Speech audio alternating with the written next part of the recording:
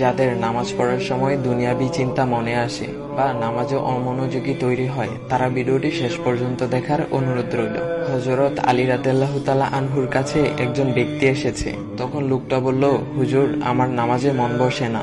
নামাজে দাঁড়ালে আমার দুনিয়াবি নানা চিন্তা আসে। হুজুর, আমার এই নামাজ কি আল্লাহ তাআলা কবুল করবেন? তখন হযরত আলী রাদিয়াল্লাহু তাআলা আনহা বলেছেন, না, তোমার নামাজ কবুল হবে না।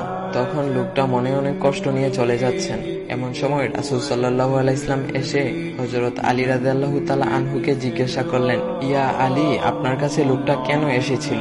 এসে দেখি মন খারাপ করে চলে গেল। কেন, কি হয়েছে, আমাকে বলুন। তখন আলী রাদিয়াল্লাহু তাআলা আনহু বলেন, তিনি আমার কাছে জানতে এসেছেন যে নামাজে দুনিয়াবি চিন্তা আসলে নামাজ হবে কিনা। আমি বলেছি, না, তোমার নামাজ কবুল হবে না। রাসূল সাল্লাল্লাহু আলাইহি ওয়াসাল্লাম তখন বলেন, ইয়া আলী, আপনাকে আমি একটা চাদর উপহার দিতে চাই, তবে একটা শর্ত আছে। আলী রাদিয়াল্লাহু তাআলা আনহু খুশি হয়ে বলেন, ইয়া রাসূলুল্লাহ, কি শর্ত তা বলুন, আমি আপনার সকল শর্ত মেনে নিব। বুঝতেই তো পারছেন রাসূল সাল্লাল্লাহু আলাইহি ওয়াসাল্লামের চাদর বলে কথা। তখন রাসূল সাল্লাল্লাহু আলাইহি ওয়াসাল্লাম বললেন, ইয়া আলী, আপনি যদি